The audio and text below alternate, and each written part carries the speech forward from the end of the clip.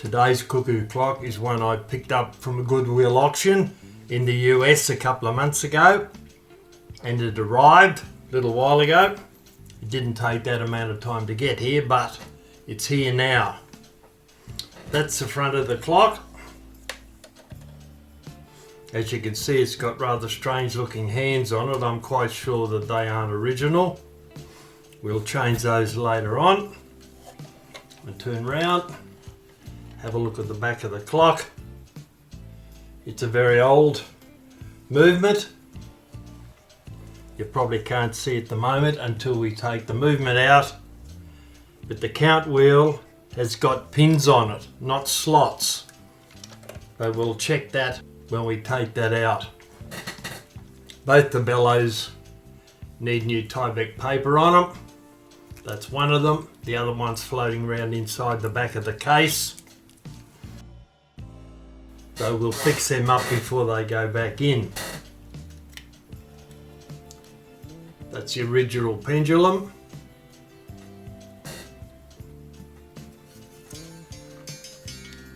The back of the clock with the gong on it.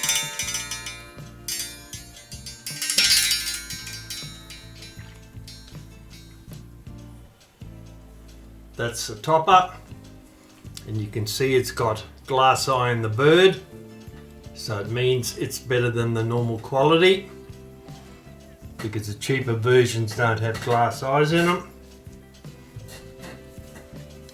And these are the original weight, 1750 grams. You can tell they're original because they haven't got the weight stamped into them or cast into them as ones after the 1970s do. It's an 8-day movement, as you can see. You can easily see that by looking at the size of the links in the chain. Right, we're going to start to take this to pieces now. We'll start off by removing these very strange looking hands, and then we can get to the movement in the back of the case.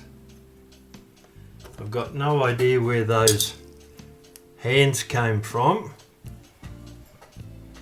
A couple of them there, and this one down here, complete with chunk cut out of it so that it will slide and hold, allegedly hold by friction on the cannon pipe. So I have a feeling they'll end up in the bin very quickly. Right, now we can turn the clock over, and I'll put the case on the top of this little wooden block I've got here, because the minute arbor is going to stick into the desk and we don't want that to happen. Alright, first thing we'll do is we'll remove these hooks here that are very, very tightly in. They've been pulled up very tight. We'll remove those so we can take the chains out. I'll turn that round a bit and get the other camera operating.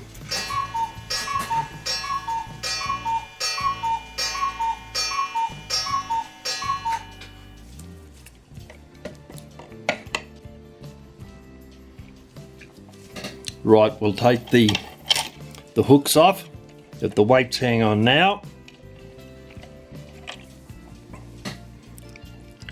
The chains have been pulled up as tight as they can, I imagine, in the showroom or in the auction room, so they didn't drag around to get caught on stuff.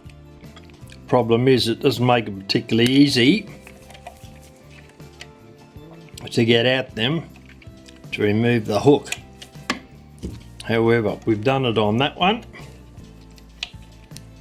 Hooks come off. We'll close the link up, but it's a pretty old chain.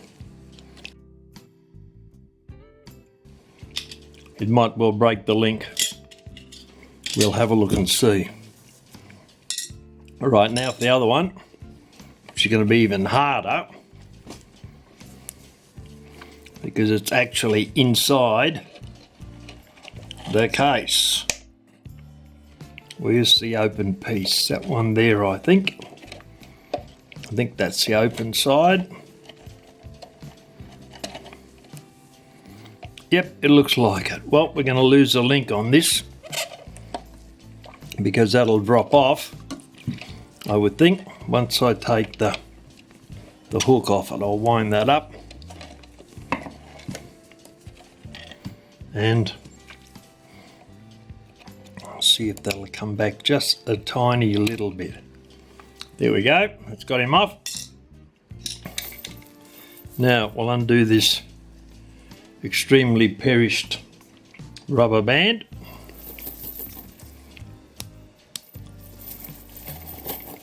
And find the other end of the chain, both of them. See if we can find the stop rings that they have on them, or whether they're there or not.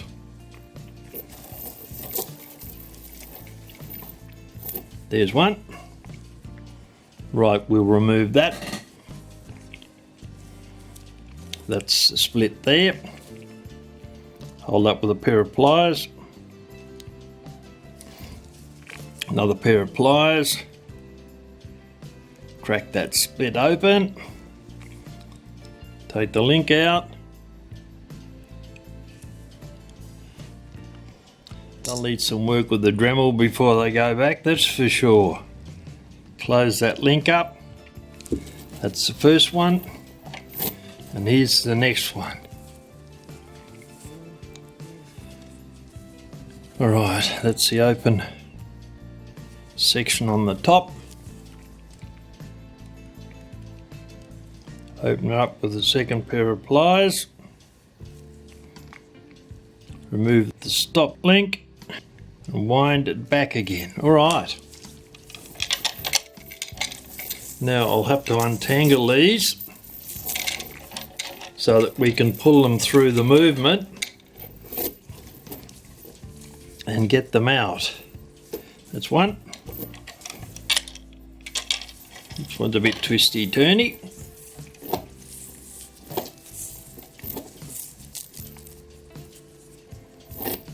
Okay. See if the first one, no, it's caught in the movement. That one came out easy. Right, I'll put that aside. They can do with a bit of a serious clean up, I would say. They'll come up better than that. The other chain's caught in the movement.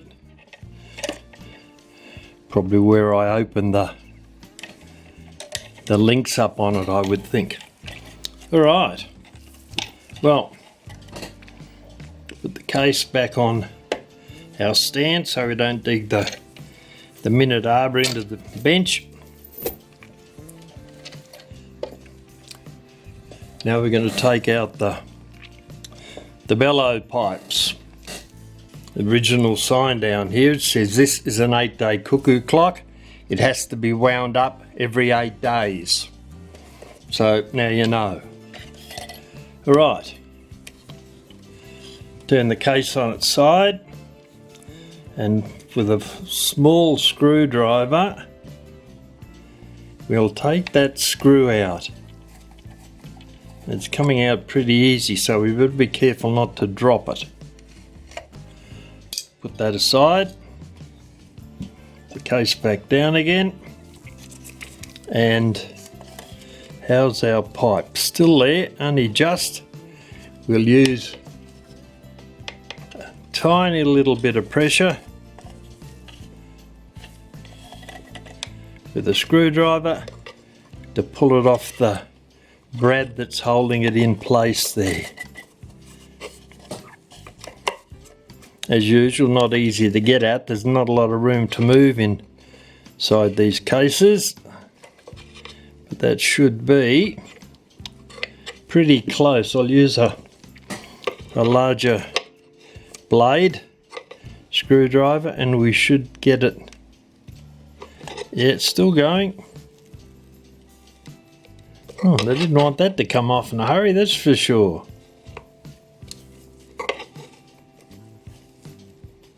being careful not to damage any, there we go, anything inside the case.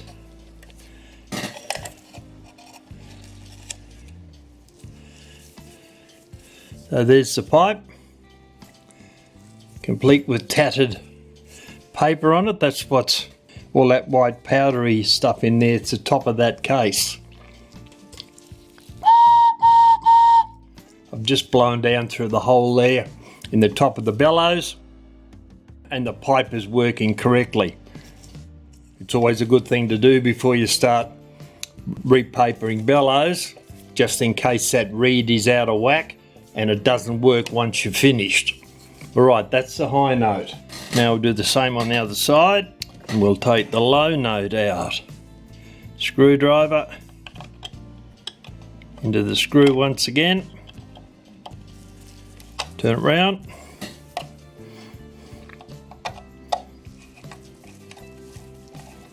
Screw comes out very easily.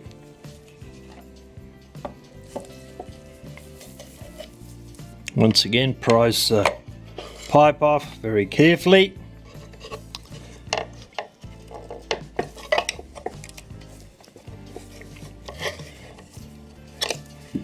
A larger screwdriver with a wider blade. You can now get that pipe out. We'll test it also to make sure it works. Yep, sounds more like a steam train, but that'll do nicely. Good-o. Put that aside.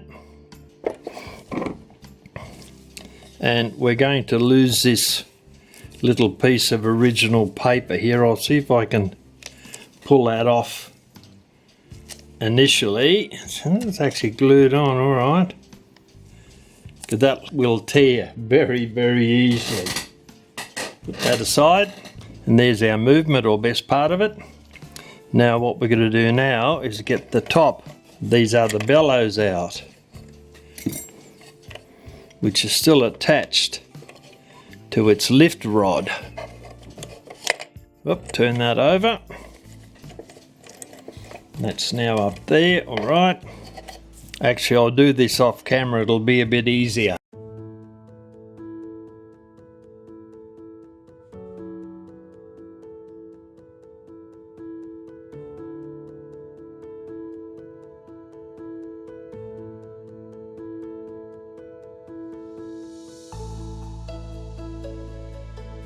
I'll start off by removing the other bellows top that fell off its pipe. Here we go. There's the other bellows top in the same condition as the previous one. They'll have new Tyvek paper on it before much longer. What we'll do now is we'll push these brads through and take them out of the side of the case, so they won't get caught on anything in there. Now push them through.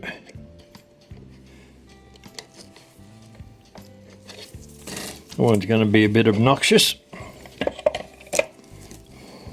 We can get a grip to get him started. I'll grab a pair of pliers with some teeth on it. See if that'll make a difference. Ta-da, ta-da. There we go. It is tight. That may have to come out. It's very tightly in there, that one. There we go. I think we've started him. Ooh, almost. Tiny bit more. I thought we might have to take it out once we got the movement out of the case, but no, that's all right. There we go. There's the second one. Now, look and see what we've got. We've got 4 screws down there. It's a bit dark and dingy in there, but we've got 4 screws. Turn that on its side and start removing the screws that hold the movement into the case.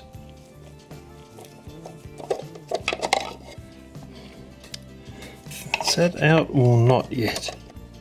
Not quite. I think it is now. And the next one, up the top here.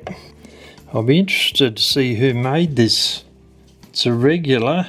That case is probably a 34, but I haven't seen plates that look like that before. So we shall see. No, a bit hard to get out. All right, I'll take the movement out. I'll get those screws out. Right, the movement's loose now. I'll see if I can collect some of the screws. Always comes in handy. A telescopic magnet. You can get down into these things. It's the second one. Third one's fallen out into the case. And the fourth one's going to stay there. Right.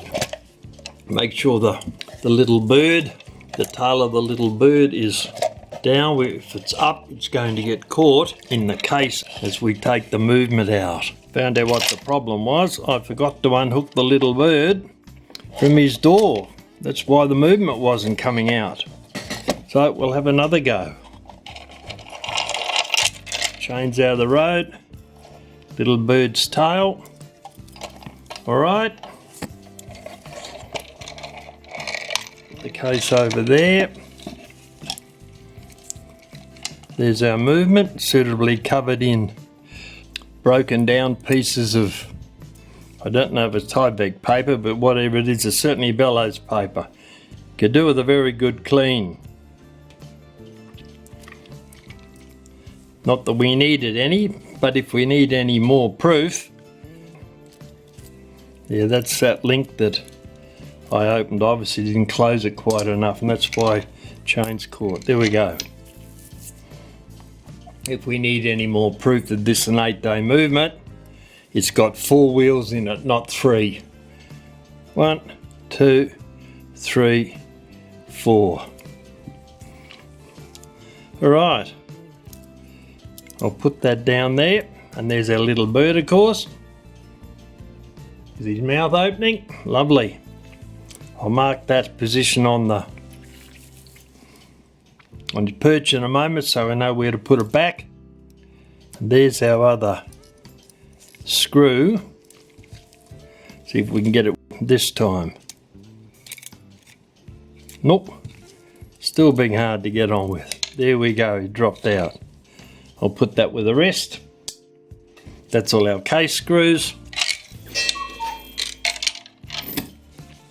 And I'll now put the little bird there. He can just sit there for the moment. Actually, I'll put him up that way. It's probably neither way is safer. All right. I'll leave it very carefully for the moment. I'll pull the chain through the case. Put the chain over there with the other one. They'll both have to be clean. There's our case.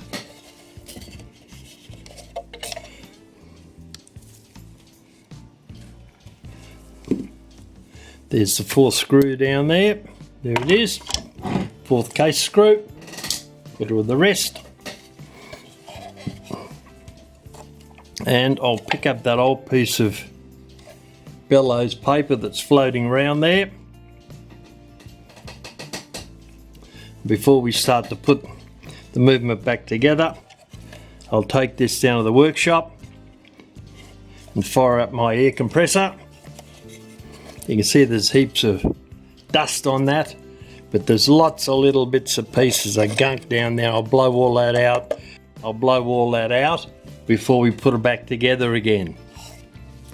The next step is looking at the movement to see if it's running properly or if there's any problems that we should take notice of before we take the movement apart.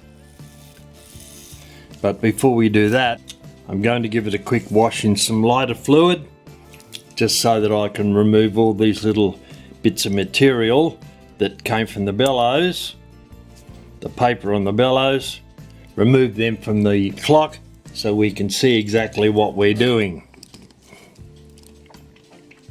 But before we do that, I'll remove the Pendulum Leader, which has got a bit of rust on it. We'll have to get into that with a Dremel tool, but using 2 pairs of pliers, we'll open up this part a bit wider. Both of these rings will have to be opened. First one.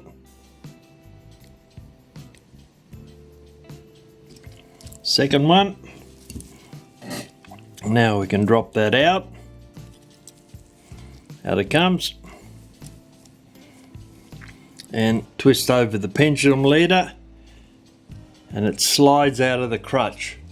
This bit there. Right, we'll put that aside.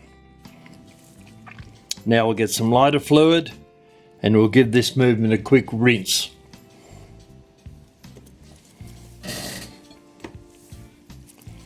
I've removed the little bird from the movement and you can see it's pretty dirty. So I'll give that a clean. Let it soak for a moment in the lighter fluid, and then I'll wipe it down with a Q-tip. In the meantime, I'll get some acid-free paper, put it on the desk here so that we can put the cleaner parts on it. Alright, grab our little bird.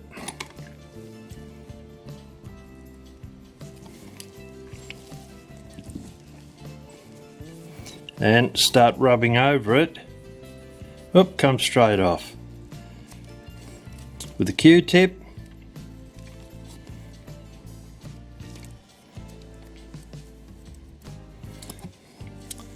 And get rid of a few years worth of dirt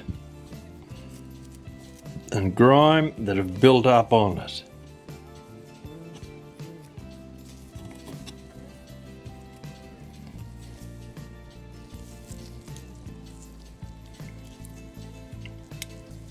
Careful of that little wire.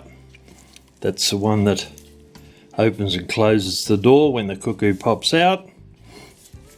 A little bit more down there. And that's looking substantially better. I'll get a cloth and clean that now. Wipe it down. Being a bit careful.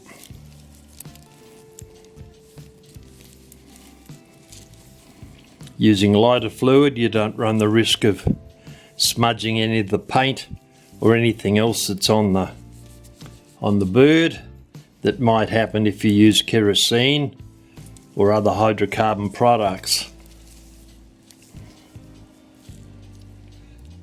That's looking a lot cleaner. Alright, we'll put him aside down there on the acid-free paper. Now I'll put the movement into our tray.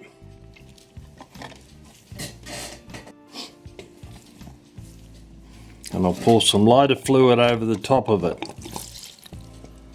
making sure that we cover it all.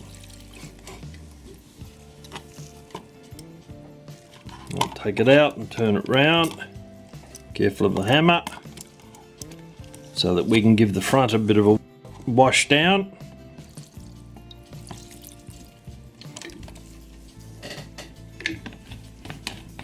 I think that's got a fair bit of it off. I'll grab a Q-tip, have a quick wipe over on some of it and see if we get any dirt on the Q-tip.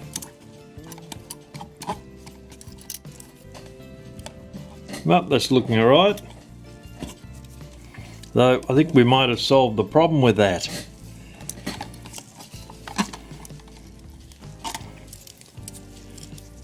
Take it out of the lighter fluid.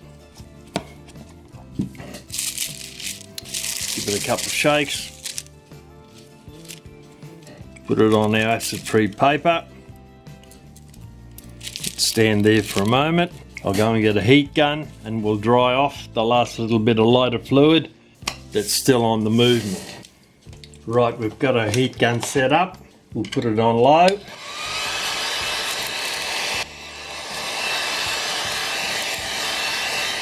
And run over the movement, front and the back. just to dry off any residual lighter fluid that's still on it. That's it, that's all it takes. Once we've taken the movement to pieces, we'll put it through the ultrasonic cleaner, then it'll come out nice and clean. Then we can start checking for bushing wear, if anything needs to be done, and making sure that the movement is functioning correctly. That's looking a bit cleaner. Little bit of Dremel work needed here and there with some rust.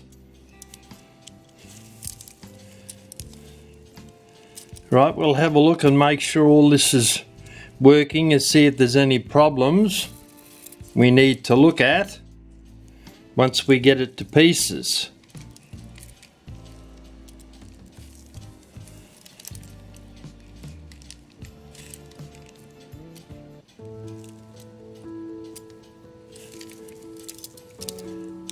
Spin the great wheels round.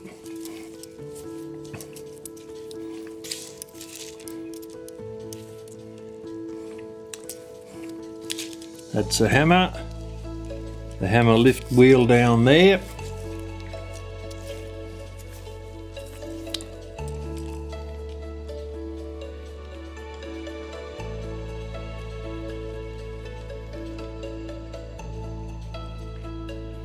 Regular 34 movement, sold by the Welby Corporation in America. An 8-day movement, as I've mentioned before. Well, that all seems to be in relatively good functioning order. Escape wheels turning. Right, we'll start to take that to pieces now. We're going to take the movement to pieces now so we can put it into the ultrasonic cleaner and get it cleaned up a bit. It's looking pretty rough, as you can see. Powder and residue and stuff everywhere. First thing we'll do is we'll take off this Pendulum Leader suspension rod we've got here. We'll get rid of that. We've noticed that the low node Cuckoo lever down here is caught in behind the count wheel, so we can't take that off. We'll have to wait until we take the plates apart. So yeah, they're all right. I'll see if I can. That's not going to be easy to get at, actually. There's heaps of stuff on it.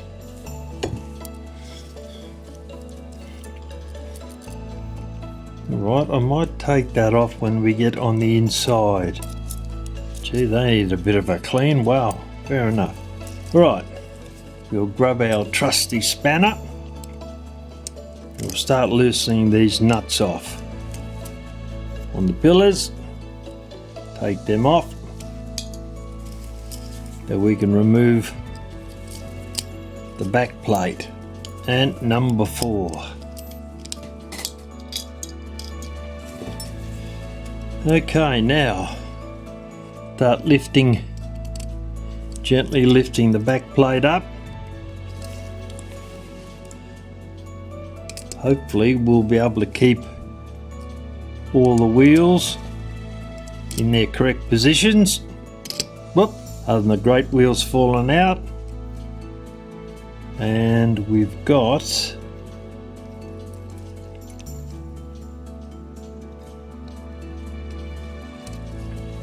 it's a crutch that's holding us up at the moment. We'll take that out. There's the movement, I'll put that aside.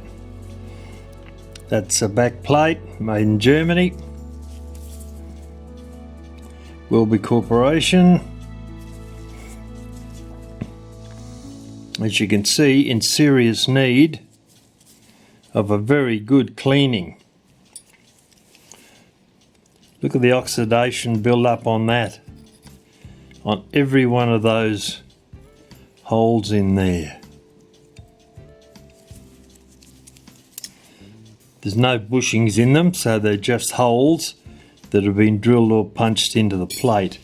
Right, we'll take this apart while we've got it in our hands here. Okay,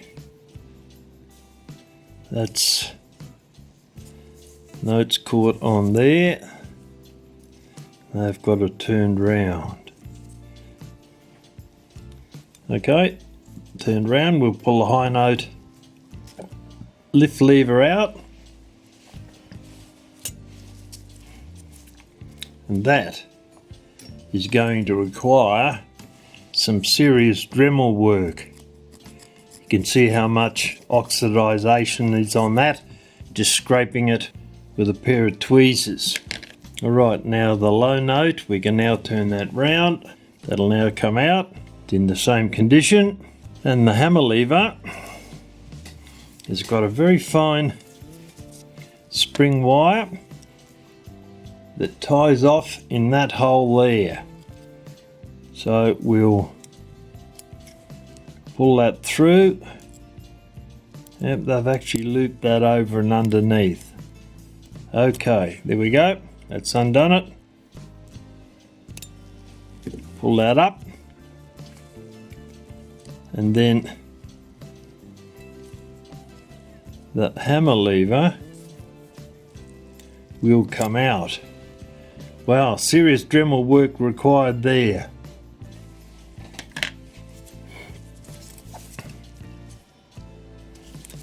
And now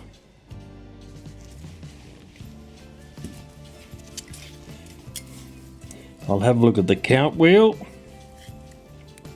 undo this screw, and hope we can get it. Oh, yeah, that's not too bad.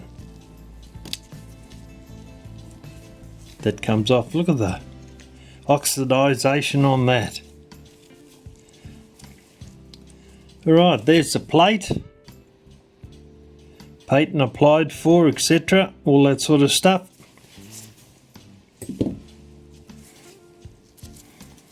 They seriously need a very good clean. And that amount of oxidization built up there is guaranteed to have added an awesome amount of friction to the movement. Alright, put that aside. Right, let's start taking the movement to pieces so we can put it into the ultrasonic cleaner and get it cleaned up.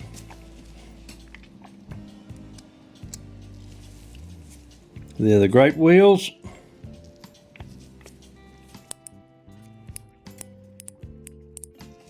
Seem to be functioning all right. Now,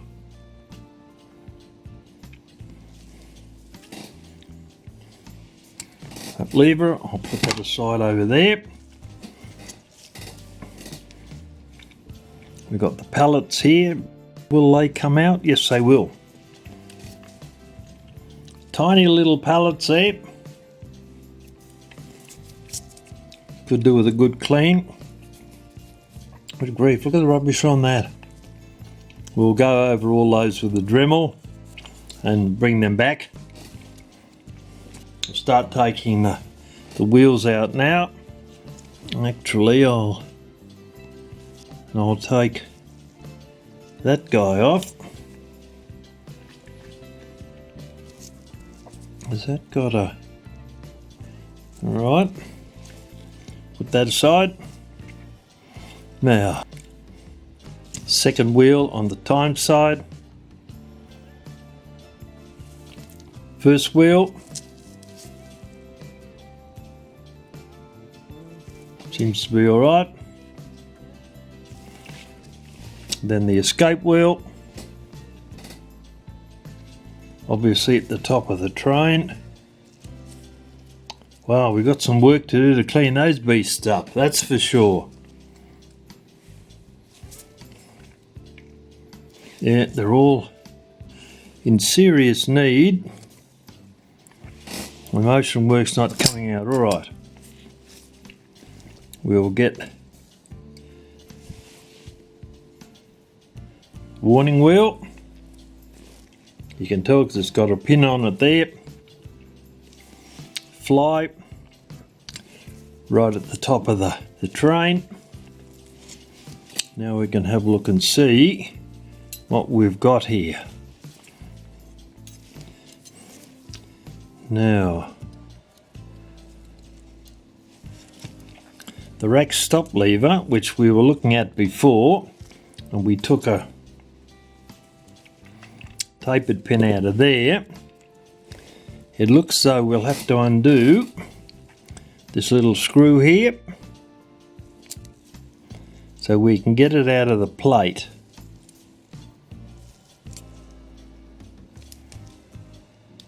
Well, it's a bit tight, but anyway, we got him. Slide that off. Now we can slide out the rack stop lever. Well, in theory we can. We can get a little bit of a start up here with it, with all the crap that it's got in there around it. It should. Oh, there we go. Another one off. Pop that back on there for a moment so I know where that comes from. Let's see what else we've got.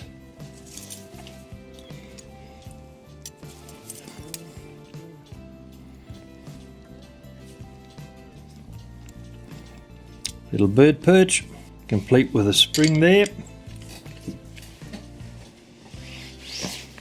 Right, now we'll remove the little bird perch. We've got there was those wires set into it, so looks like we'll have to undo these screws.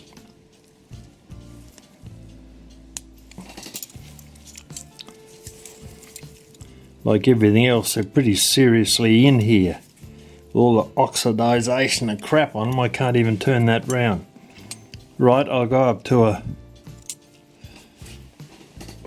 larger screwdriver. I think this one, that's going to be too big. We'll grab another one and see whether we have any more luck with this. This is actually the correct size for this screw. Yep, that's got him. I'll loosen that off, leave it for a moment, up to the top one. Cracked him. Alright. Now we can use a little guy.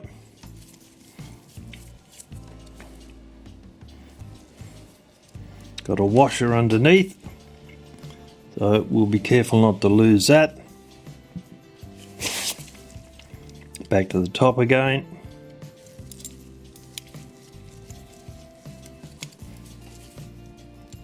And same thing, unwind him, and that spring is wound round that post there. So we'll undo that, couple of twists around there.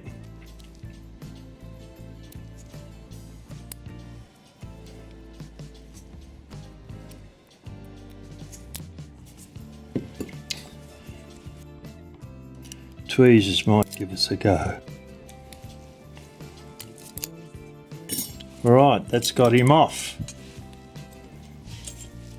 Oh, there's a little bird's perch. Not in too bad a shape. Bit of rust down there we'll clean up. Well, we will be able to get that bit of brass off so we can clean that, the ultrasonic.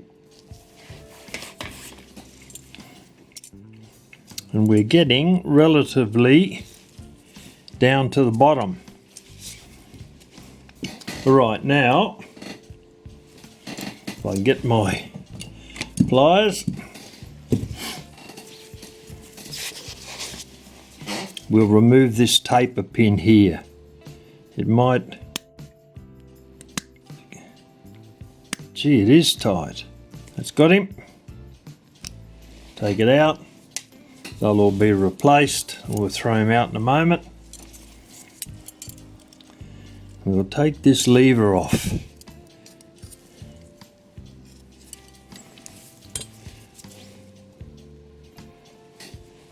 Everything's suffering from serious oxidisation and gunk on everything. Alright. Well, that's as clean as that's going to get for the moment till we put in the ultrasonic. I'll get that sorted now. And then once that's been through, we'll then have a look and see how clean things have come up.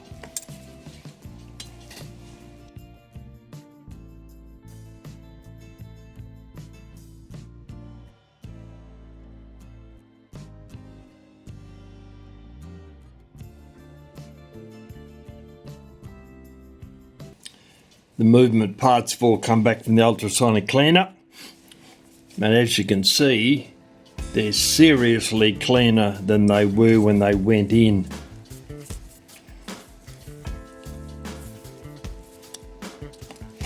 One plate, that's the other one. Most of that oxidisation is gone. There's still some little marks on the individual pivots on the wheels that there could do with a bit of a clean up, but the wheels themselves don't look too bad. However, we're going to have to peg out both the plates, make sure the holes in them are clean, and some of the pivots on some of the wheels are going to need a run over with some fine steel wool, and also we'll run over the pinions with some pegwood because there's some gunk in there that needs to be removed. So we'll do that before we move on to the next step. We'll start off with this plate. I've sharpened a piece of pegwood, nice sharp point on it. We'll go over every hole in the plate that has a pivot or a piece that runs through it, and run some pegwood. It's pretty clean actually. Into every hole and get them all cleaned out before we start to put the movement back together again. And that one there. They've come up pretty well actually. There's virtually nothing on the pegwood. Couple more here. And that guy there. Spin around. I think that they're a bit bigger. That's where the hammer lever goes. The low note lift lever for the bellows, and that's a high note lever. Goes in there. We'll spin the plate over. It's pretty clean. Right, we'll run over the other side. Make sure everything is clean.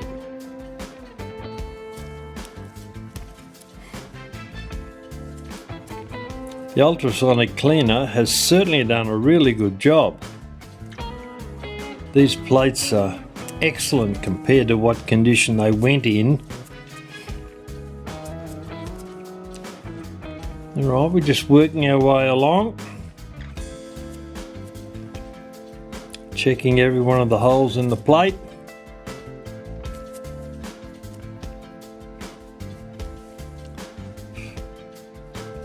And that one. And that one. And I think we got one more to go there. And we'll turn it round. We'll run in the other side where the hammer goes, and the high and low note lift levers. Right, well that looks pretty good actually. I'll run over this other plate off camera, and then we'll come back and start cleaning up some of the pivots. Well, I'll finish the second plate, so we'll remove some of the discoloration on this wheel here with some very fine steel wool. Won't take much to remove it.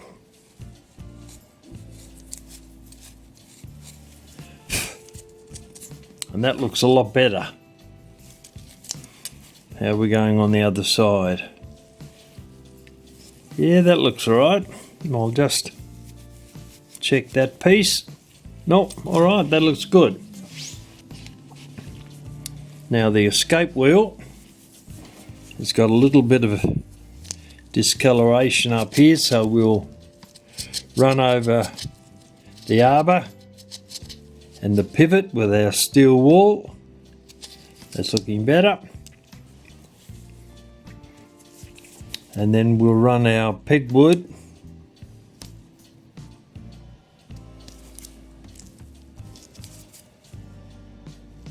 into the pinion at the back. Little bit of rust in there, but that's really hard to get out.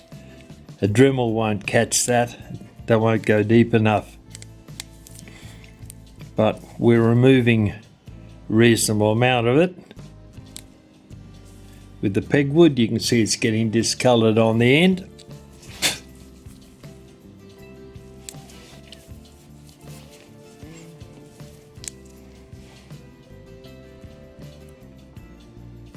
Yep, that's looking better. Down to the second wheel, have a look and see.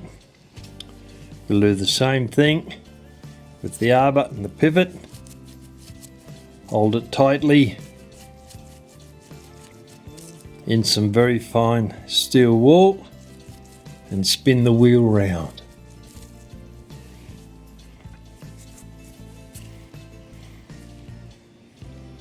Yep, heaps better.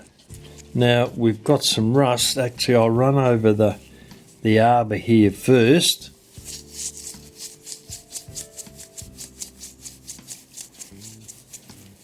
Clean that up a bit, which it has.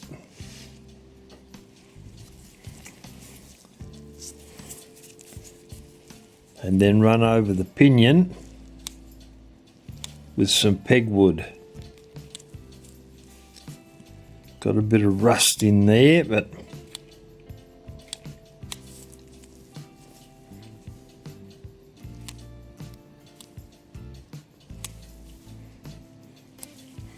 just a little bit.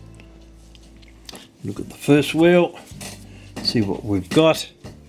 Same story, and I think it will be for pretty much every wheel we've got here, though the fine steel wool is doing a sterling job on it, cleaning it up.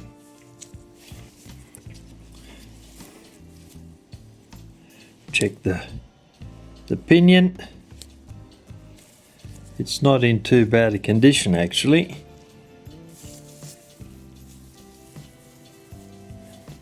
Pivot on the other side. Hold the steel wool, spin the wheel round.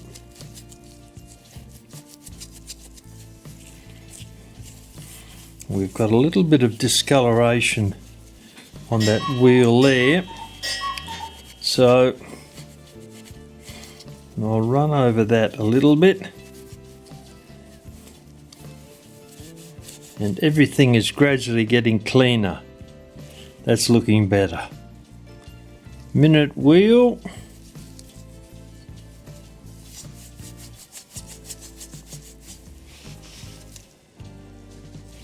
And that looks like it's got a pretty clean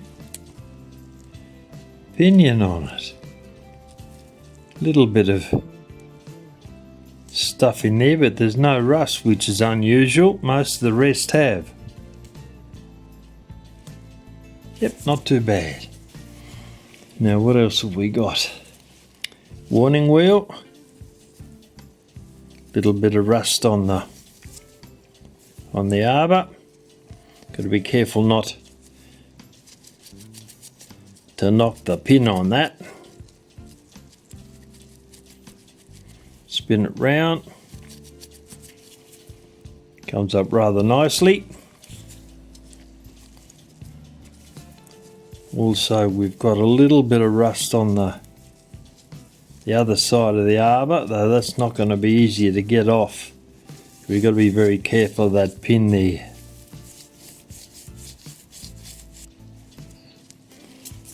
Looking better. And a little bit of rust in the pinion. I've got a brass wire brush somewhere. I should have. I can't see it at the moment, but I'll have a look and see if I can find that, because if so, that'll be very handy to get in between those leaves there. But the movement's coming up pretty well actually. Alright, we'll put the strike side wheels in now and check them. Make sure the pivots are right.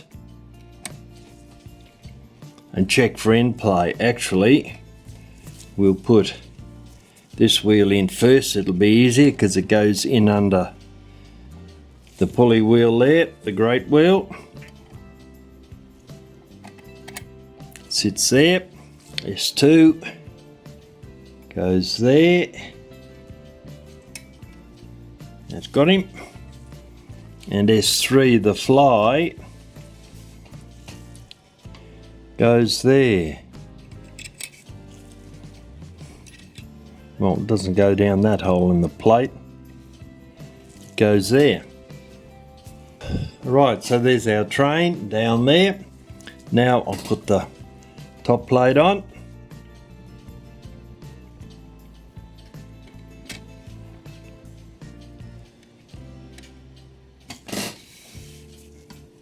Align the posts with the holes in the top plate.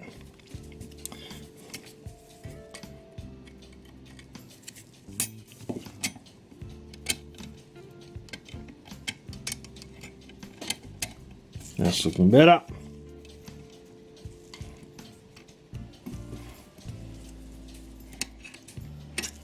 Alright, it's got that. I'll put a nut on this post over here, lightly, just to hold it so the plate doesn't lift. I'll do the same this end up here, because they've fallen into place, we might as well take advantage of it. Now back to the side we're working on.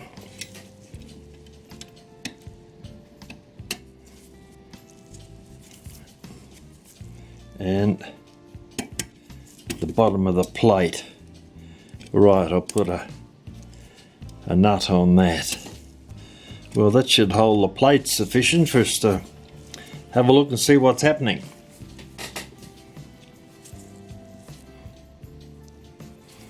Alright.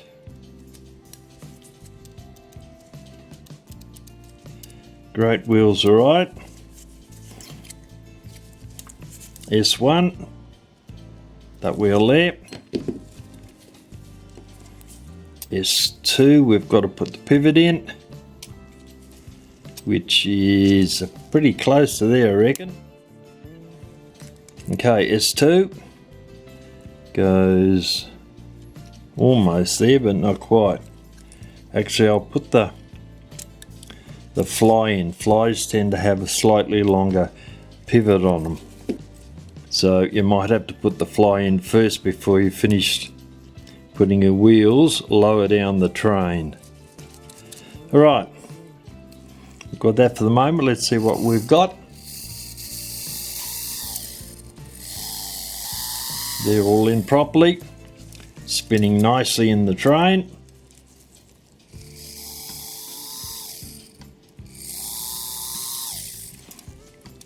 Alright. Tighten those nuts up just a tiny bit. Give us a more accurate assessment of what's happening. Alright, they're done. Now, we'll look at these one at a time.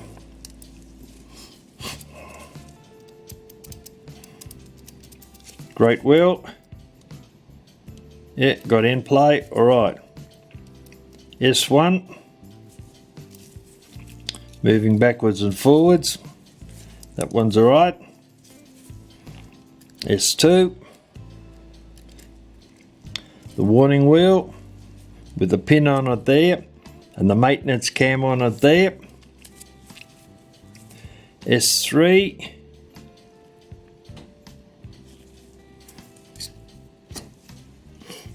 S1 looking alright. S2 with the pin on it there and the maintenance cam on the other side. Turning around, you can see there. S3. The warning wheel, there's its pin. And S4 being the fly, that tiny little guy up there. They're all moving backwards and forwards. They've all got end play in them. Moving pretty freely. Now, I'll flick the pivots backwards and forwards and see what we can see. It's not looking too bad. The fly. Now they don't look too bad actually. I'll turn over, look at the other side. Alright. It's not often that you have to do any rebushing in a Cuckoo clock. And this seems to be following that pattern. Alright, well that's alright. That's a strike train. I'll take the top plate off and then we'll have a look at the time train. Alright, I'll remove the strike side train and the top plate's gone. Now we'll put in the time train. Before I put in the great wheel, I'll put the first wheel in, which goes there. And the great wheel sits on top of that. A lot easier to get it in that way. And the second wheel, pinion down, because it's driven by that wheel there. Then the escape wheel, pinion up, top plate on. We'll check out the bushings and the wheels for end play. The wheels for end play, bushings don't have end play, but we'll check out the pivots and see how they align, and then we'll check the end play. That's one. I'll put a nut up there. I think it's, yep, half a turn. Well, it's probably all we'll get on that. That'll do it for the moment. Right, now we can start to look and see. Wait a minute, we may actually be able to get we can get a nut on that post there, the bottom of the plate. Right, that'll hold things more securely for us. Now we can start to see what we've got happening. That's okay. Alright, first wheel goes there. That's got him. That was a serious click in, but I think it was that pillar there. Second wheel, just about in. Tighten that down a little bit. And the escape wheel, which goes over to there. That certainly sounded like it dropped in. Right. put a nut on that pillar, wind it down a little bit, have a look and see what we've got.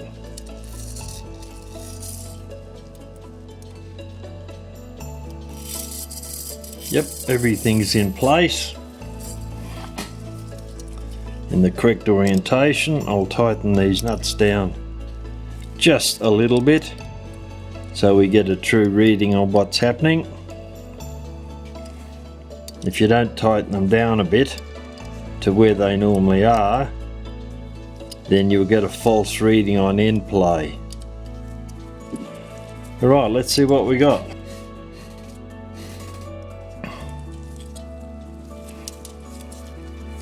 This one, the first wheel,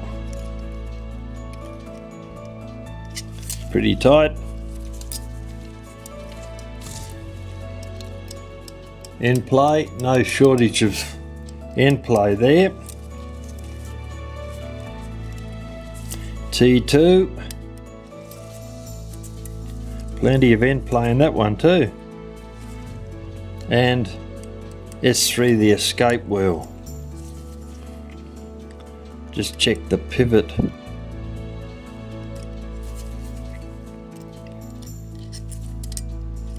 Now they look pretty good. It's not often that you have to replace or actually put bushings into a cuckoo clock movement, and we don't have to today. No, they look alright. But there we go, you can see them spinning nice and freely. Alright, so next step is put the movement together.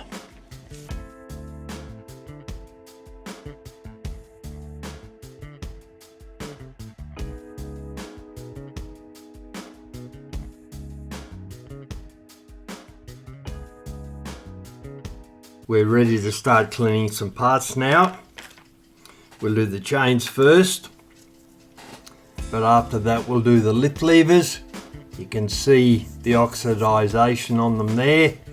We'll run over those with some steel wool, and any of them that are pretty seriously dirty, we'll put the Dremel on them. But we'll start off with the chains.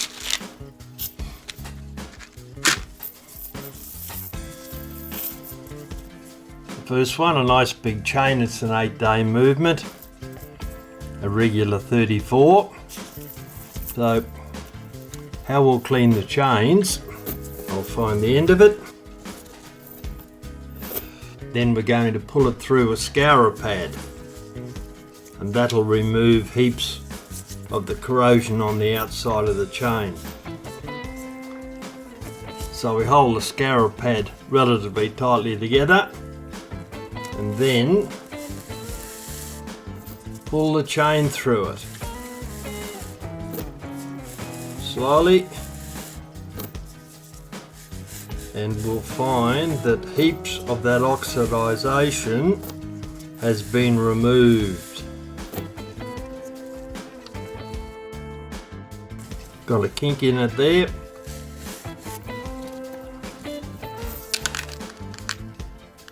That's the first time through. We'll do it again.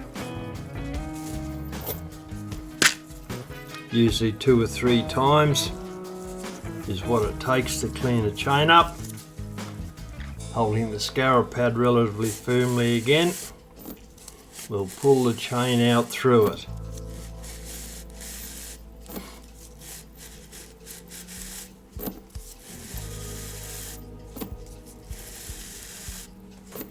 Doesn't look too bad. Now, close up, see what we've got.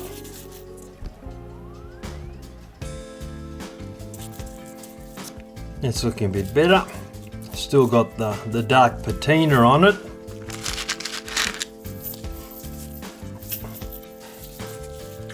But you can see it's a lot cleaner than this one that hasn't gone through yet.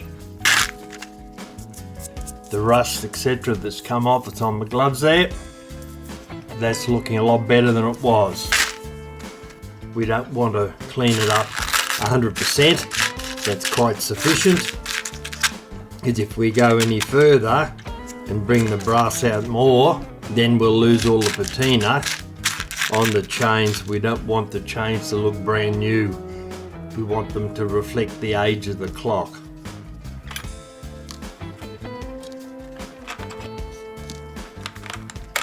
Take some of these parts out here and we'll check them out.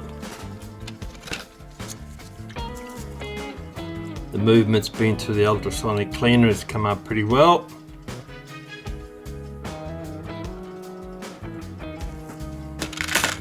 So now we're going to look at the levers, lift levers and otherwise. This is a pendulum hanger. We'll start off with that. You can see the rust on it. We'll use 4/0, which is the lightest grade of steel wool. We don't want to scratch the bluing on it. Hold it in our finger, turn it round. Little bit of rust on the thread down there. And then backwards and forwards on this end. Clean it up. It doesn't require a Dremel, it's not too bad.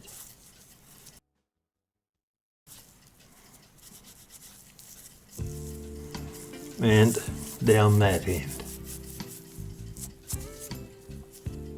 See, that's looking a lot better. Now what do we got here? That's blued, that's looking alright. Little bit of oxidization there, we'll remove that. And at the base there,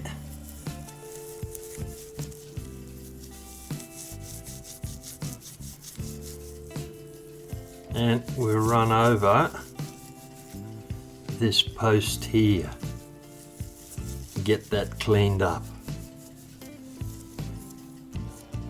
It's looking a lot better. And that little brass nut there could do with a little bit of a shine up, I would recommend.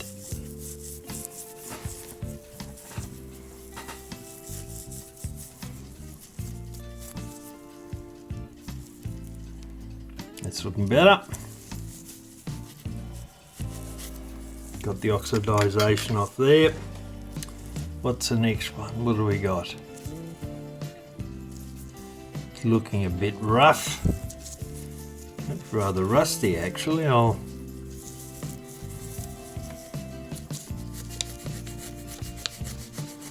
give that a... Seems to have done the job, got rid of it. Thought we might have to go up to heavier grade steel wool, but this 4/0 seems to be doing pretty well. Run over that piece there.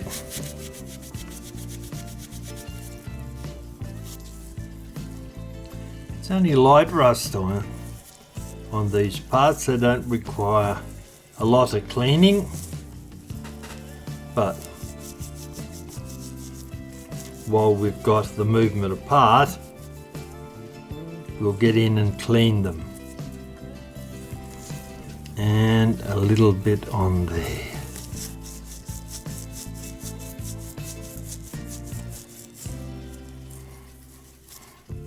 Now, we won't see any of these parts that I've cleaned because they'll be in the movement inside the case. But that's no reason just to throw them in again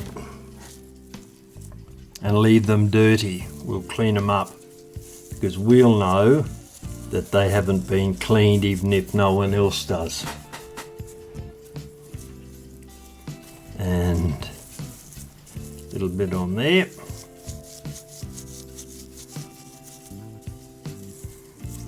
Not taking very much actually. You can see that sort of coming up better. And on this little bit of the arbor out here. Yep, certainly looking better. No, this is not in too bad a shape actually. Little bit of rust down there, we'll remove that.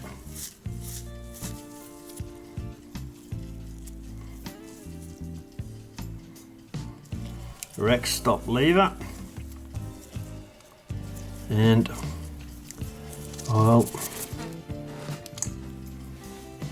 take this piece off here that I tightened down, so I knew that it went back on that pillar there. I'll put that back on in a moment, but in the meantime we'll run over this post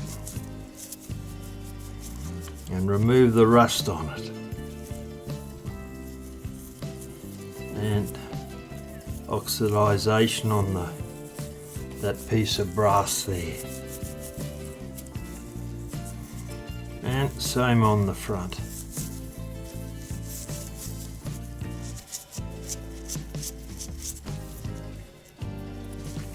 A little bit of rust there, I'll remove that.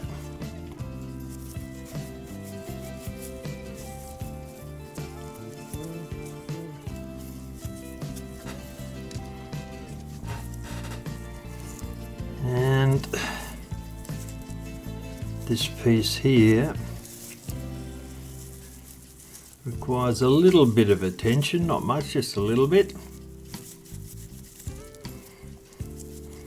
And on that brass piece there, I'll put that back on there, tighten it down together so we know where that comes from. Little bit on the rack, not much. Little bit of oxidization, we'll run over that.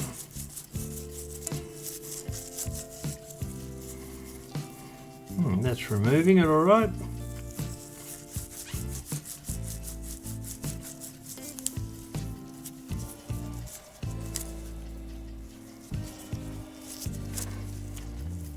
Good thing I put a piece of paper down to catch all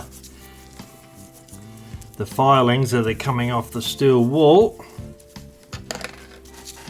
Well, they'll all be falling through the top of my bench here. Now, crutch is looking a bit rough, so we'll remove the rust off the top of that. You can see it's pretty rusty up there. That's a shiny bit I've just done. There's that piece up there. So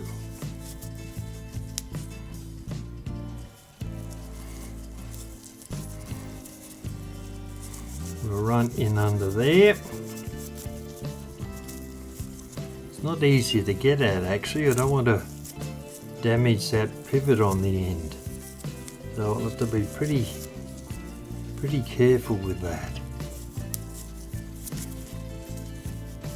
Almost ready for a new bit of steel wool, I think. Just holding up. We'll change that soon. Right, see what else we've got.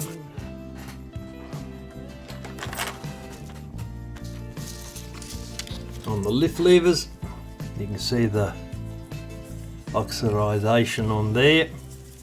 We'll run over that.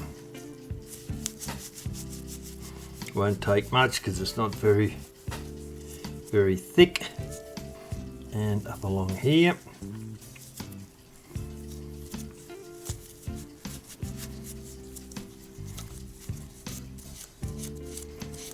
These lift levers aren't so easy to clean because I've got these couple of pins on them here that work on the star wheel. That's that piece there. Alright, what have we got here? Hammer's not too bad. Little bit of spring wire there, we'll have to replace that. That's not going to last very long. So clean up the arbor. And that spring wire, we see which way that goes. starts there to there. Right, I'll leave that broken piece on there. That'll give us a clue as to which direction it's going to have to be rebuilt. That the other lift lever,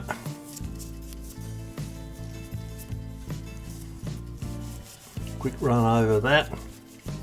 Luckily all these parts are in not bad a condition. The little bit of rust on them is only very, very light, and or oxidation, so they don't require lots of cleaning. And the little bird's perch, actually that looks alright. Sounds like the little bird's got something to say about that. Right, there we go. Pendulum Leader could do with a bit of a clean. We'll run over that with a medium piece of steel wool. It's looking a lot dirtier than, rustier than before.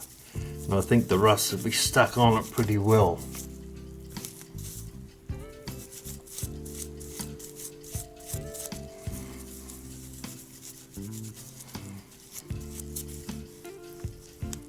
Being careful not to bend it out of shape.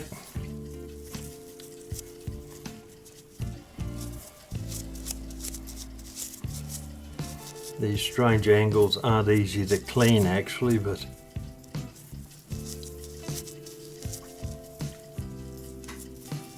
we're getting there.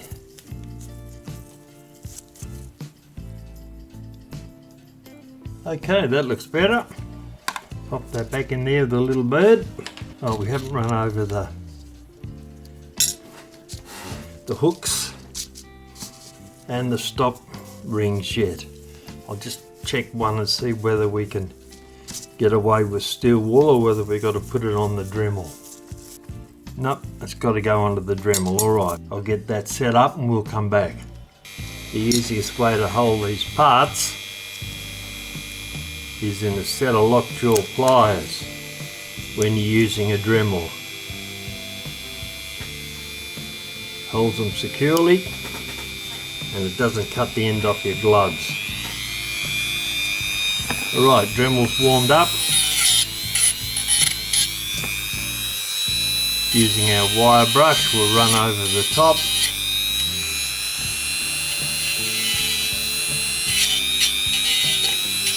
Down along the side. Turn it over. Same on the other side.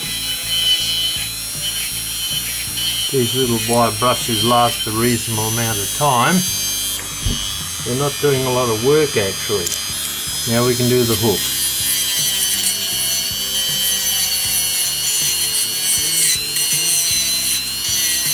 Turn him over. To the other side.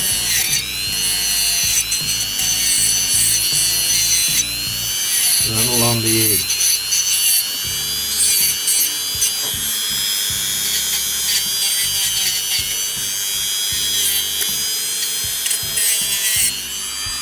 That's looking not too bad. Right, I'll do the rest of those off camera and then we'll be back. Loosen off the two nuts at the top on their pillars so that we can fit the pallets and the crutch in.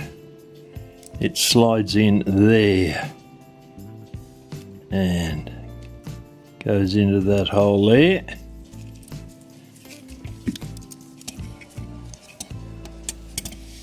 I'll have to loosen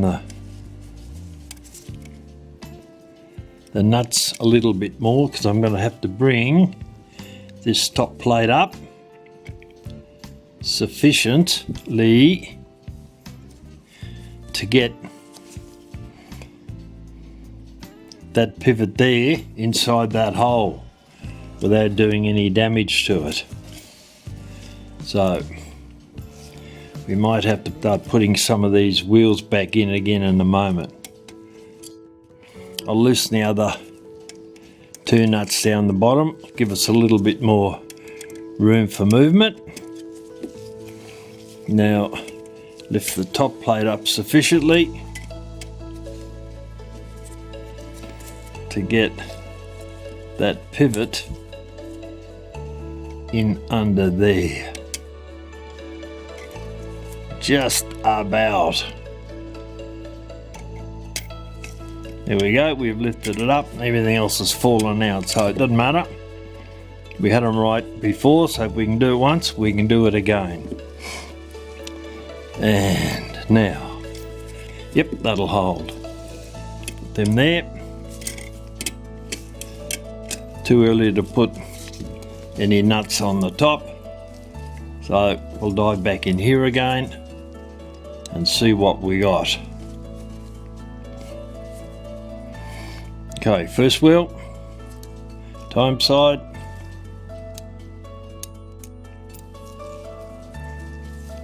that is pretty close, yeah, alright. Escape wheel, second wheel, and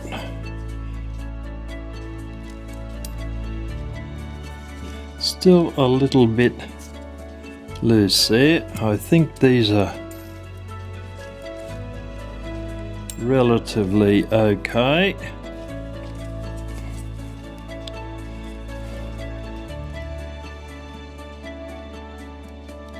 Scope wheel, there we go. Right, I'll put a nut on the top of that. Couple of turns, that's all we need just to hold it. Check the wheels.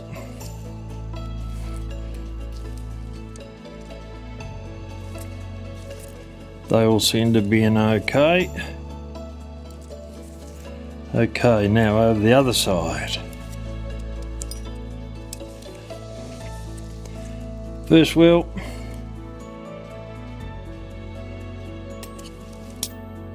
Second wheel. Pallets now. Yeah, pallets are in, good-o. Second wheel. Third wheel, the warning wheel.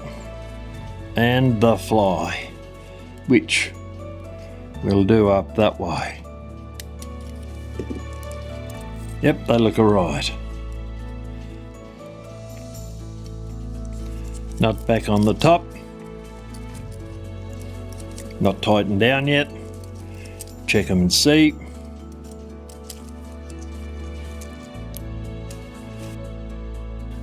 Turn around, do it that way.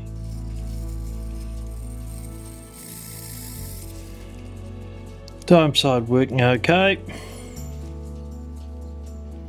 We'll get a close up on the escape wheel. Alright, we'll tighten the nuts down now for the moment.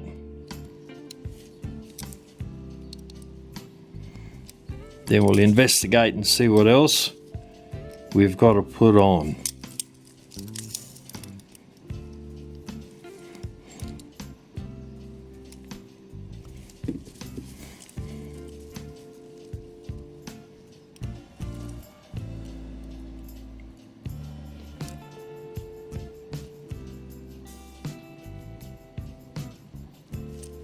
The escape wheel's turning. Right.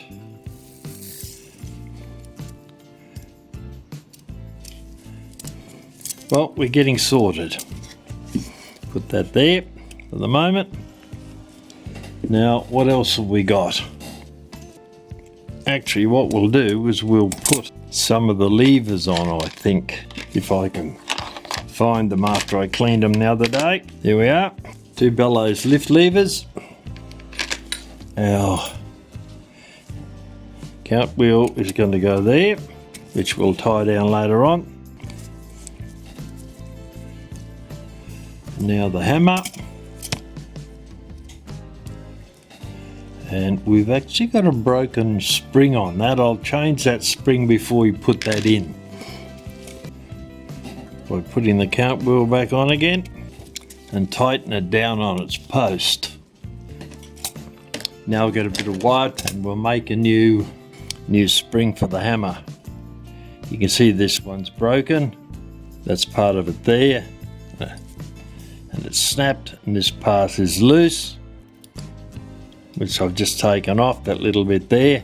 So we'll make another one. This is the hammer wire that we're going to look at. It's a spring wire. You can see it's very light gauge. It's actually 0.25 of a mil. It's the wrong size. It wouldn't be factory. Someone else has changed that, and I'll explain why. If you have a look, the spring starts off wound around the hammer there to secure it.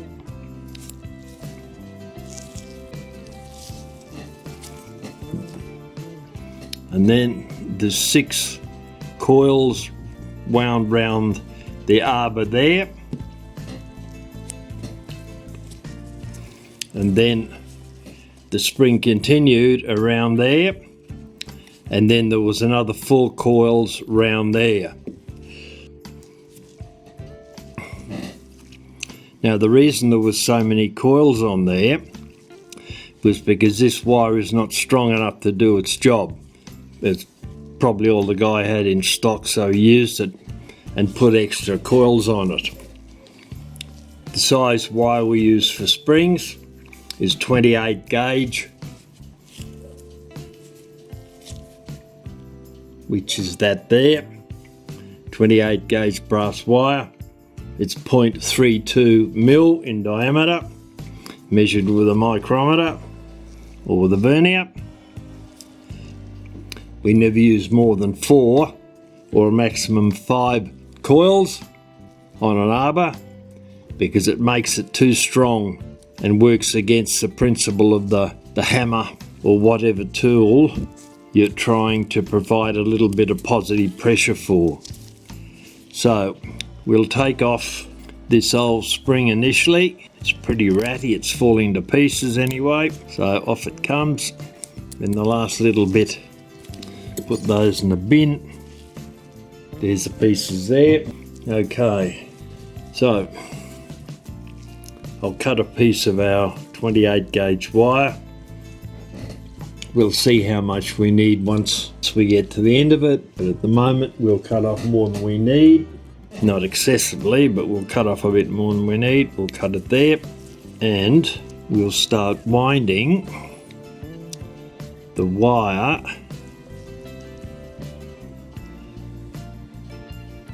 four times around the hammer lever there.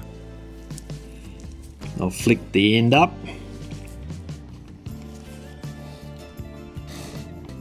and we'll cut that off with a pair of cutters like so, and then push the end down so that it's nice and flat and doesn't catch on anything.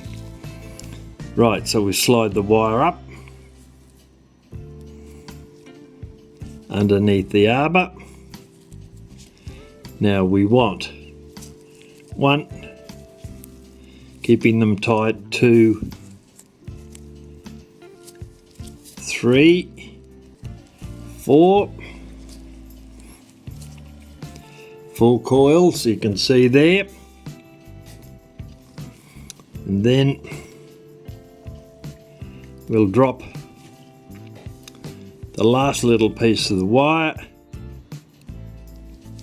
down under that lever there and bend it round, and make sure that that's sufficient, because that piece there has to be hung on the side of one of the plates. So I'll undo that now. It's got a bend in it, and we'll put the hammer into the movement. You'll see people online with a drill or a nail or something like so, and holding a piece of wire there, turning the drill on and getting a lovely little nice neat tube of wire. The only problem is you can't use that in a clock because it always has to be wound round an arbor, and there's wheels and pivots and posts and stuff coming out, and you can't just slide it on. So they've all got to be done in situ.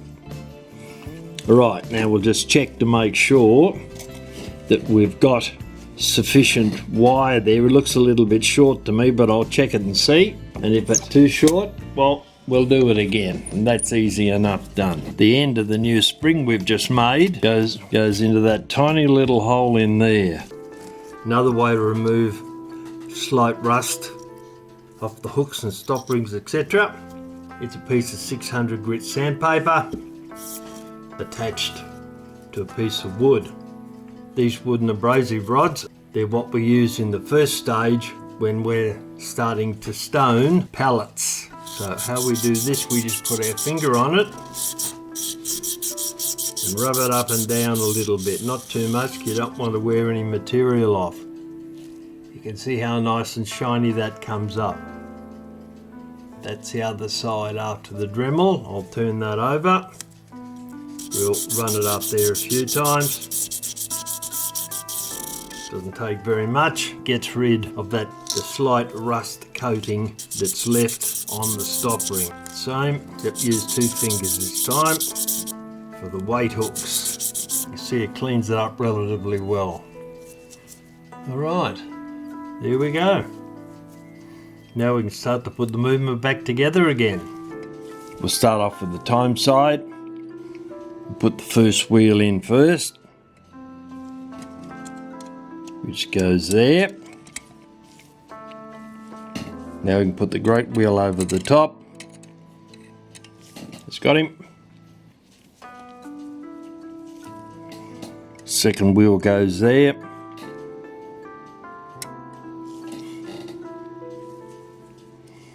And the escape wheel goes there.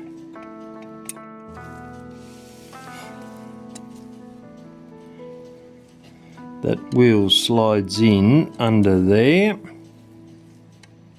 That's got him. First wheel on the strike side goes there. Great wheel.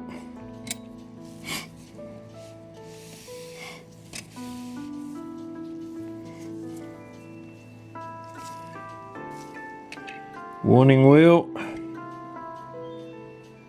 goes in that hole there.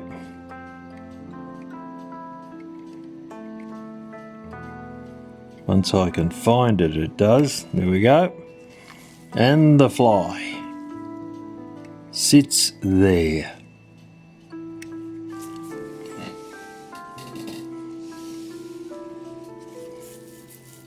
The other 3 pieces that are left here on our foam block go on the front of the movement, the rack and snail section. In the meantime, we'll put the top plate on. That's got him. Almost.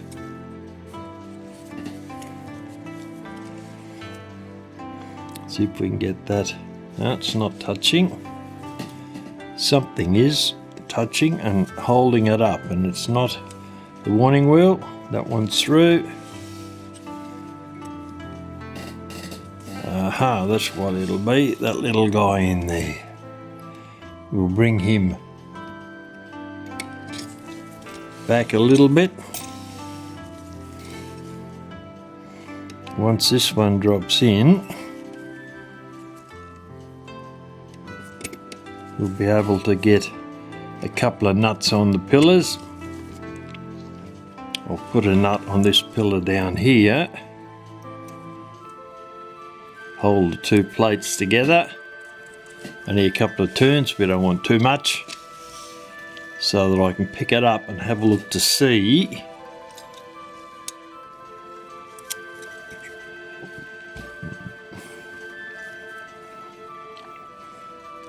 what's holding. It's better, and nope, still a little bit tight. That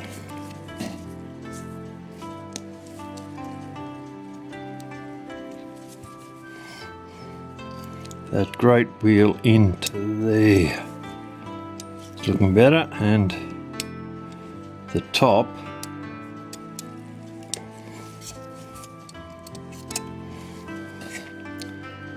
The plate's still not quite going in, alright. That's right, that's right. Guy there's not touching. Aha, there we go, that's a bit better. I'll put a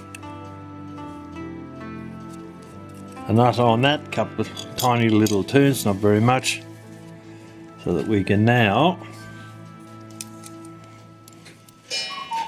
pick up the movement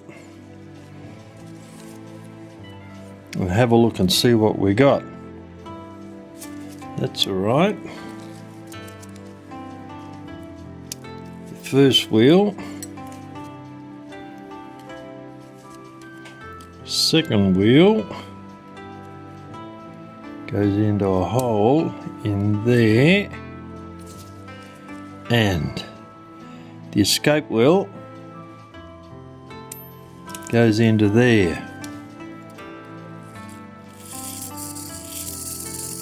Okay, that's got the time side done. I'll put a nut on that.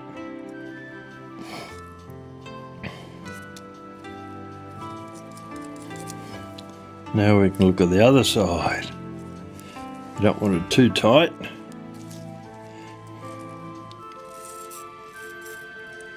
Time side's running nice and smoothly. Now, back to the strike side, see what we got. That's there. Great wheel. First wheel. Second wheel is to go over there. Almost there, not quite. Very, very close. Down a little bit.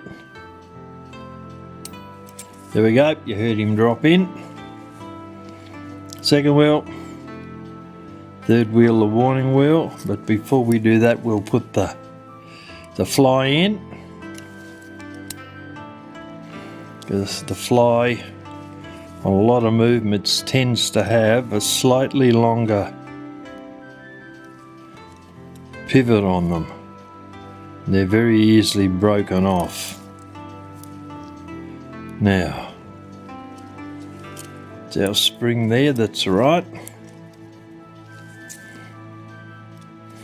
Well, we haven't got, we're not turning there, so something's not right.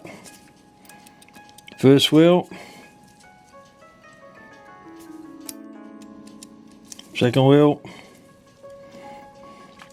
The fly is out of its hole. There we go, that's got it. What do we got? Here we go. Put a nut on the pillar there.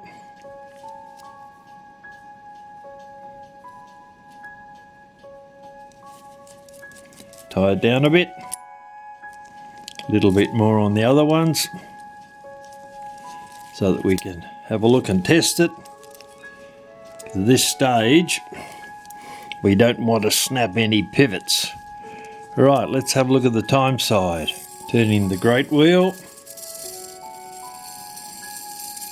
That's looking nice and fluid. Lovely. Now, strike side.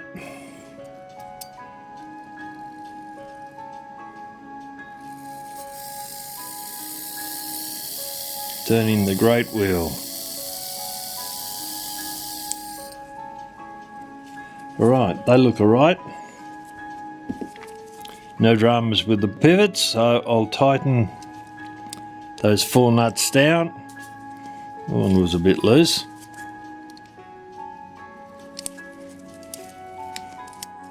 Using our dinky little spanner. Modified, I've cut the centre out of it so that'll make it slightly larger so it fits, and it does fit nicely. Alright, there we go.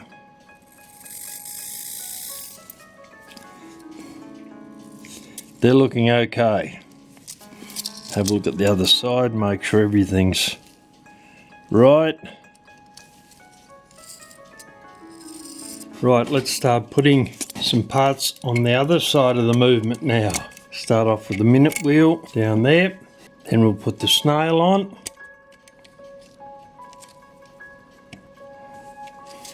Pretty much 12 o'clock. Put the rack on now, which fits on that post there. And that has a small C-clip that goes on it, which I think's that one there. See if we can squeeze that on without shooting it around the room somewhere. That went on pretty easily. I think it might have been opened up a bit. We'll tighten that down a little bit. Is that? Yep, it's going to stay there. It's not going to come off. Okay. Now the rack stop lever goes up here, except that I have to take this piece off here first and then mount it in there. And then we have to put this piece on, then push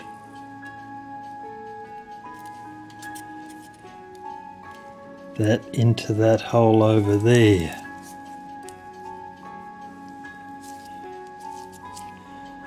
Pair of tweezers. There we go. We'll bring that up and over to there in a moment, but in the meantime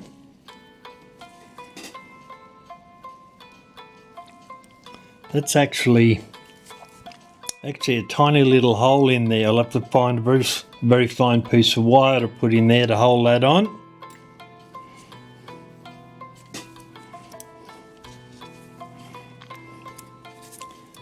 And then I'll have to work out where that lever there goes, but I'll tighten it down initially and we can look at that once we've got the rest of the parts on.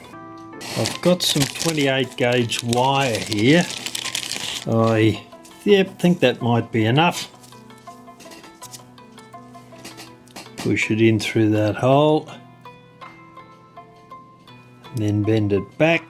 We want a little S-shaped piece of wire in there so it doesn't fall out. Move that back with a pair of tweezers.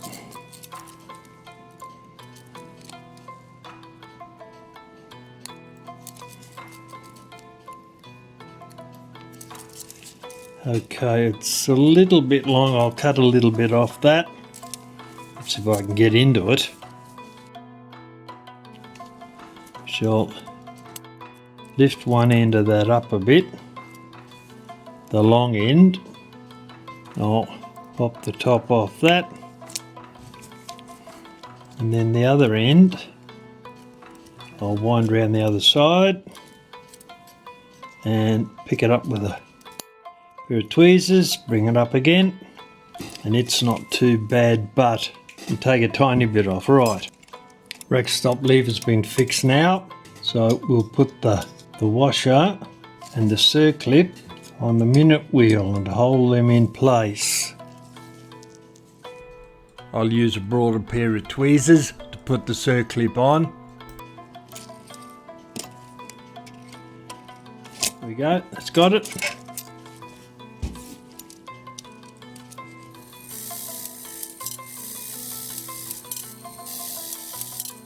And into that hole there on the back plate. Right, now how are we going to attach this guy so he doesn't come out? You got a hole or a circlip? Nope, it's a piece of wire again. Alright, I'll cut another piece of wire for that. This 28 gauge wire is coming in pretty handy. It's a wire we use for making springs on mechanical clocks. I'll cut this piece off. Don't want too much. Find the hole. Drop him down into there. It's a bit dark, but actually it's very dark, but anyway. I'll put a bit more light on that so I can see what I'm doing. That's got him, and it fell straight through, so I'll bend the top over a bit more. And there's our piece of wire. It's a wire cutting chunks out of my gloves. I'll have to replace them before much longer, I think. Bend that down. Twist that up so that they cross over. Cut both the excess pieces off and then push them down. Right, that'll hold that.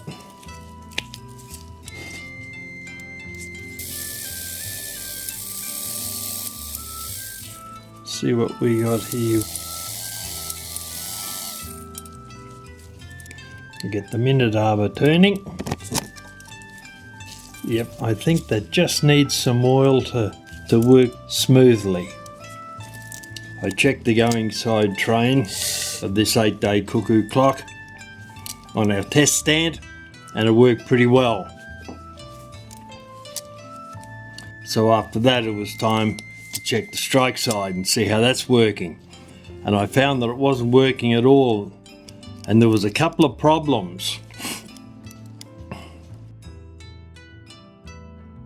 The rack stop lever seemed to be catching in under here, just above the gathering pallet there, and once the rack stop lever had dropped down under the rack, the striking continued, it didn't stop. So that meant that the pin on the warning wheel here wasn't catching on that piece of the rack stop lever just there.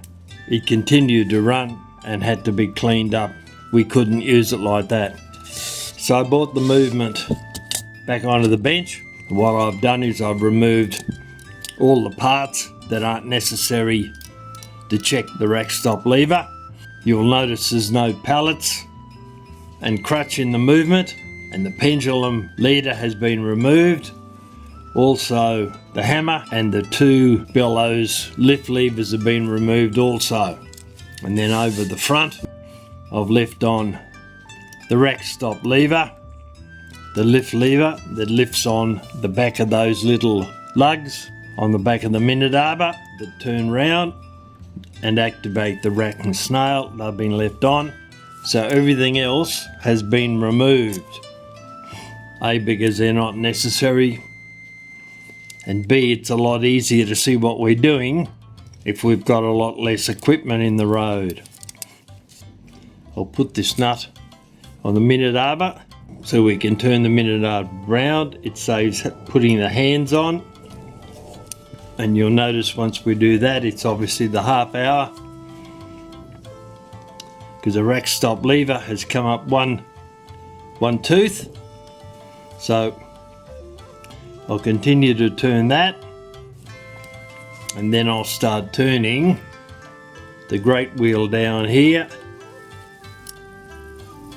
and there it goes. It's stopped. So before I do that again, I'll explain what I did. I had to take the rack stop lever off.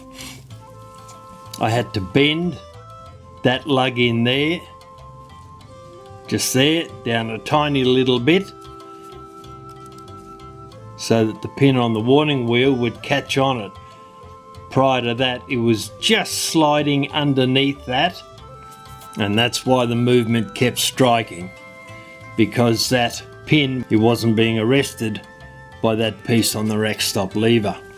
Also, I found that the pin on the gathering pallet, just there, was still inside, only just, but still inside one of the teeth on the rack.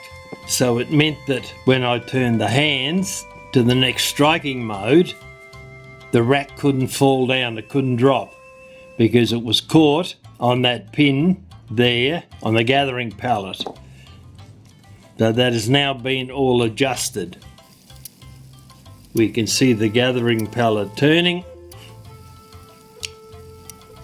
the rack moving up every time it's a strike, and then the rack stop lever falls down under the base of the rack here. The pin on the warning wheel has been arrested by that lever there on the rack stop lever, and the pin on the gathering pallet is now away from the teeth on the rack. So that means that that is now working. That took a little bit of working out. The easy part was getting the warning wheel pin to be arrested. The tricky part was realigning the rack stop lever to the same shape, or very close to the same shape it was in when it came out of the factory. And then once we did that, it didn't rub on this side of the plate. And before, this edge here was sometimes dropping down onto that edge of the gathering pallet. So it meant that the strikes would be correct for 2 or 3 or 4 times, and then the next time it'd get caught, so I'd have to reset it, and it would run once or twice again, and then the pin on the warning wheel wasn't being arrested, and the rack stop lever didn't drop in under the rack. Consequently, the movement kept on striking. So that's right now. So what I've got to do now is put the movement all back together again, and then I'll put it up on the test stand, and we'll check it out there. So that's what the problem is. If your cuckoo clock movement keeps running and striking all the time and doesn't stop, that is the problem there. The pin on the warning wheel not being arrested. This other stuff, the bending and twisting, obviously someone wasn't able to get the clock running, so they kept bending things and twisting things until they sort of had a vague facsimile of what it was supposed to be. Then they just put it back in the case and hope that it worked. But in actual fact, it works correctly now. So the rack has been activated. The gathering pallet, you can see it turning, running round, 2 to go. There we go. So the pin is not in between the teeth now. The rack stop lever has fallen to its correct position under the rack, and obviously the pin on the warning wheel has been arrested by that lug there on the rack stop lever.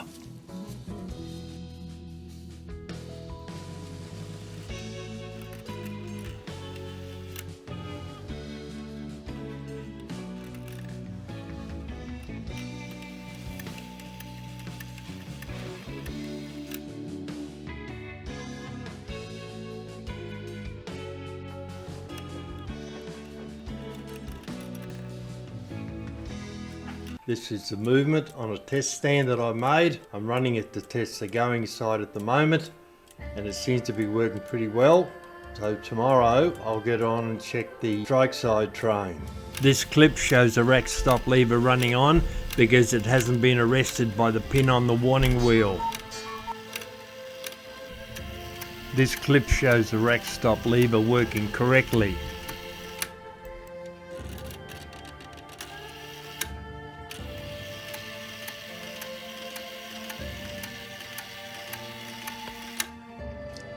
We're ready to put the clock movement back into the case now.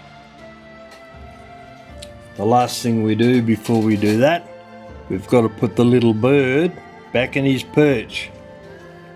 I'll loosen that screw a little bit and slide him onto his perch. Not quite loose enough yet. There we go. Now, I very cleverly put a black texture mark on the black pole, so I'm not sure where he goes, but we'll find out as soon as we get him close to his door. Right, that'll do us for the moment. There's our case. Put the movement back into there. We'll undo the package here that's got all the chains in it so they didn't get tied up or tied into knots. We'll take them out. Still a bit tight.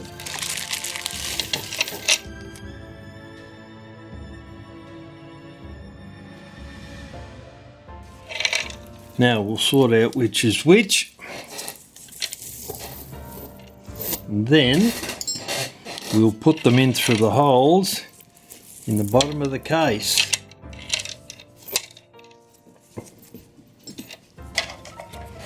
First one, use a pair of tweezers to pull them through.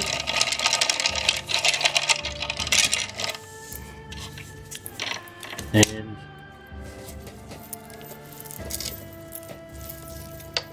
that's the other half of the strike side chain.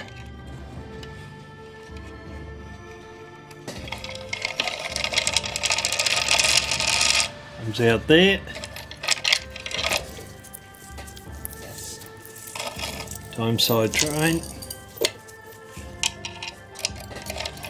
First chain.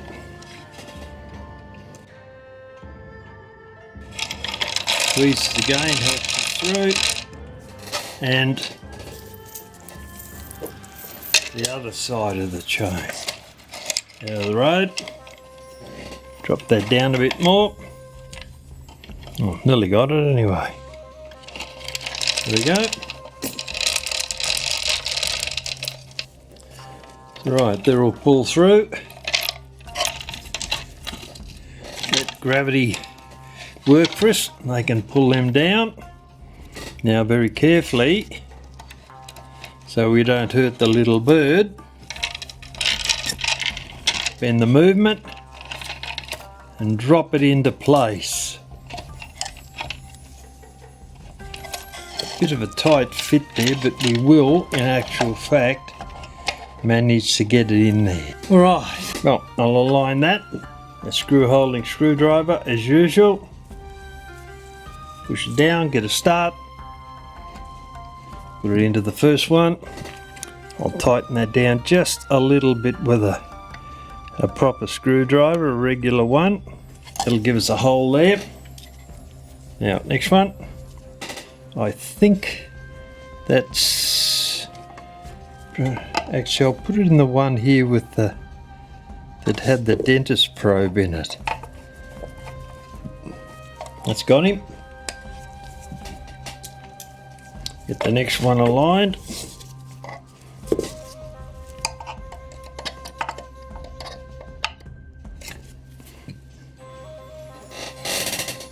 Bit hard to see in there. Where's that? And that one up the top. All right.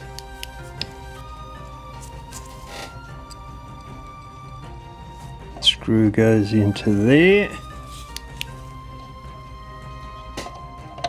It's got it. Loosen the screwdriver. Move the case up a little bit to give us a shade more light, I hope. And then check for the last hole, which appears to be there. Remove the screwdriver. Now, using a longer blade screwdriver to make it easier, we'll tighten up the screws that hold the movement into the case. It's 2, 3, and the 4th one. Now we're going to check to see if the little bird's in the right position. Open the door at the front.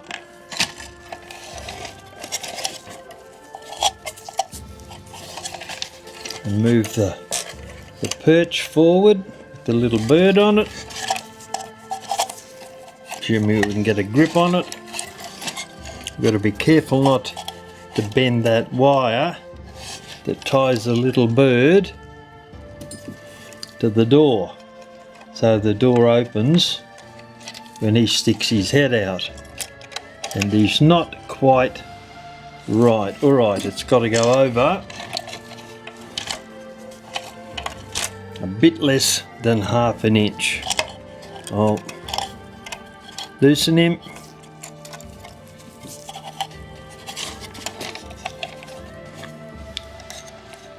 and not particularly easy to do in there actually. I'll get that board back. I'll do this off camera, it'll be a lot easier. It's a lot easier if I align the brad first. Now I'll tighten the screw down, then we'll push the brad in further.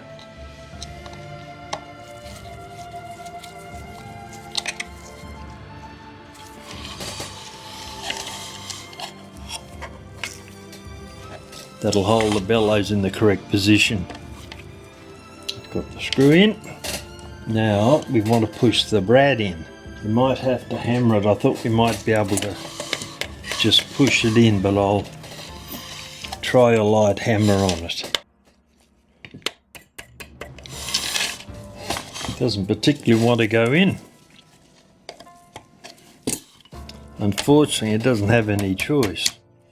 Seems to be a rather long brad, but it's the one that came with it, so I'll get a clamp to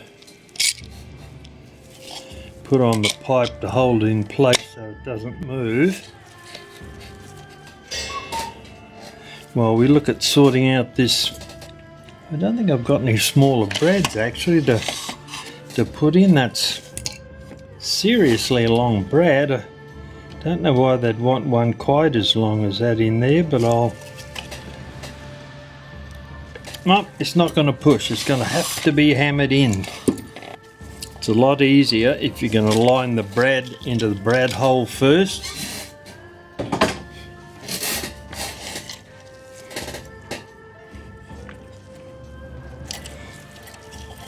And then put the wire into the lift lever and then screw in the screw. That seems to be the order that works best. Alright, well, get the chains out of the road.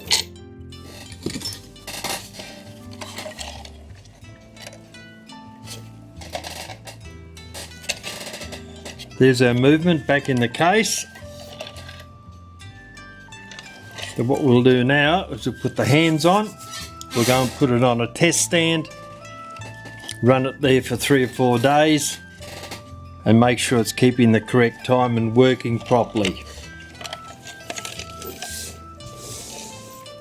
So we'll put the hands on now.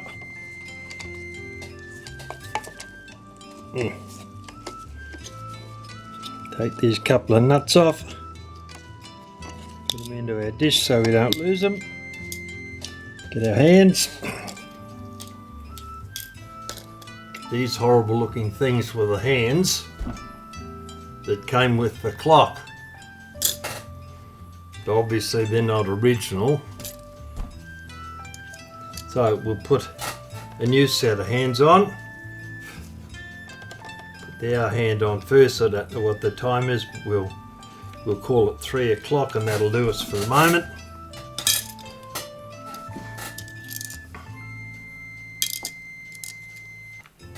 Now, next nut on.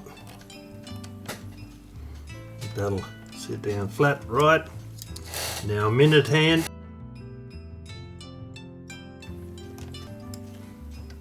And a knurl nut over the top of that.